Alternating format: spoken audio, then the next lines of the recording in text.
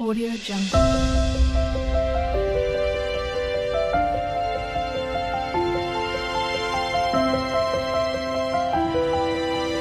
Audio Jungle. দুরন kitchen and ব্লগে তোমাদের সবাইকে স্বাগত। তোমরা সবাই কেমন আছো? আশা করছি ভালো আছো। আমি খুব ভালো আছি। চলে এসেছি আজকে আরও একটা নতুন রেসিপি নিয়ে। পটলের রেসিপি এইভাবে বানিয়ে দেখবে, আর কিছু লাগবে না, মাছ মাংসর কোনো প্রয়োজনই হবে না। এরকমভাবে পটল রান্না করলে তোমাদের সাথে আমি শেয়ার করছি কিভাবে রান্না করছি। খুব অল্প উপকরণ দিয়ে রান্নাটা কিন্তু খুব মজাদার হবে। চলো দেখাই কিভাবে পটলগুলো আমি ধুয়ে নিয়েছিলাম। এইভাবে দেখো পাতলা করে খোসাগুলো ছুলে নিতে হবে। এরপরে কিভাবে কাটছি পটলটা তোমাদের আমি দেখাচ্ছি। ঠিক মতো না কাটলে কিন্তু পটলটা ভালো হবে না, দেখতে ভালো লাগবে না। এই দেখো এইদিকে একটা কাটলাম, তারপর এই পাশ থেকে একটা, আবার এই পাশ থেকে একটা, আবার এই পাশ থেকে একটা, আবার এই পাশ থেকে আরেকটা, আবার এই পাশ থেকে আরেকটা, আবার এদিক থেকে একটা, এই দিক থেকে একটা, তারপর মাঝখানটা একটুখানি কেটে নিতে হবে। দেখো কতটা সুন্দর দেখতে হয়েছে। এরপর এগুলো আমি সমস্তগুলো কেটে নিয়ে তোমাদের দেখাচ্ছি।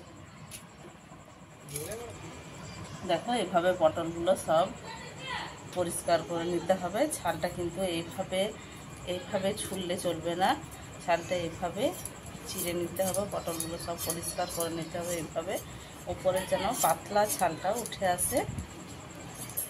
দেখো সমস্ত পটলগুলো এইভাবে কেটে নিলাম। দেখো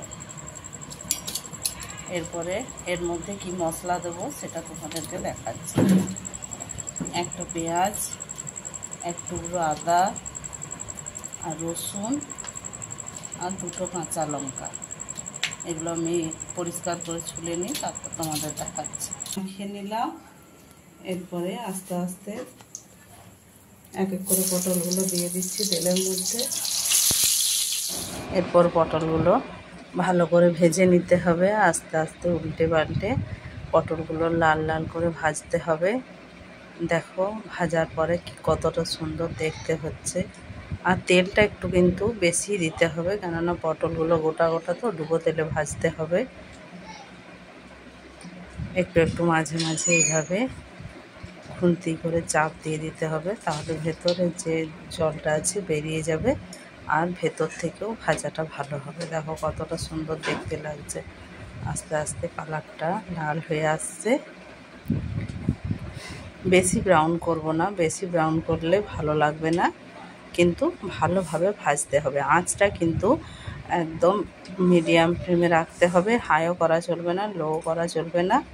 তো দেখো ভাজা হয়ে গেল। আমি এক এক করে পটলগুলো তুলে নিচ্ছি। দেখতেই পাচ্ছ খুব বেশি ব্রাউন করিনি আমি, কিন্তু পটলগুলো ভাজা হয়েছে খুব ভালো। ভাজার পরে কতটা সুন্দর দেখতে হয়েছে দেখো। এরপরে আমি ওই তেলের মধ্যে শুকনো লঙ্কা আর গোটা জিরে ফোড়ন দিচ্ছি। কালো জিরে দিলেও চলবে, আমি গোটা সাদা জিরেই দিলাম। এরপর আমি পেঁয়াজ আদা রসুনের যে পেস্টটা করে রেখেছিলাম সেটা দিয়ে দিলাম কড়াইতে। এরপরে অল্প একটুখানি নুন, হলুদ, নুনটা পরিমাণ মতো দেবে, যেহেতু শুধু পটল তাই বেশি নুন লাগবে না, অল্প একটুখানি নুন দিলেই হবে। নুন, হলুদ, লঙ্কার গুঁড়ো, লঙ্কার গুঁড়োটাও যেমন ঝাল খাবে, একটু ঝাল ঝাল হলেই ভালো লাগবে, তাই আমি 1 চামচ লঙ্কার গুঁড়ো দিয়েছি। নুন, হলুদ, পেঁয়াজ আদা রসুনের পেস্ট ব্যাস ভালো করে কষিয়ে নিতে হবে মশলাটা। 10 মিনিট কষিয়ে নেওয়ার পরে তারপরে তোমাদেরকে আমি দেখাচ্ছি আর কি কি দেব। কষানো হয়ে গেছে, এবার টমেটো কেচাপ দিয়ে দিলাম 2 চামচ মতো, আর এটা দিচ্ছি চিলি সস। চিলি সসটা দিলে বেশ ঝাল ঝাল খেতে হবে।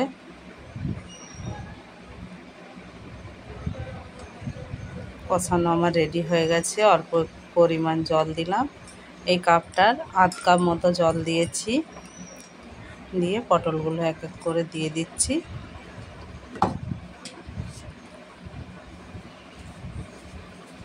এক সাইডটা ফুটে গেলে পর তারপরে উল্টে দিতে হবে। আস্তে আস্তে উল্টে নিচ্ছি। এইভাবে পটল রান্না করলে বাড়িতে তোমাদের যারা পটল খেতে ভালোবাসে না, এইভাবে পটল রান্না করে দেখবে, সবাই খুব ভালো করে তৃপ্তি করে খাবে।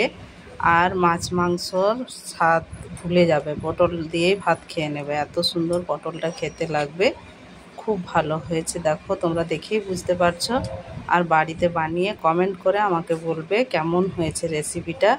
আর আমার ভিডিওটা যদি ভালো লাগে অবশ্যই লাইক করবে। নতুন বন্ধু যারা আছো আমার চ্যানেলটি সাবস্ক্রাইব করে দেবে। আসছি পরবর্তী ভিডিও নিয়ে।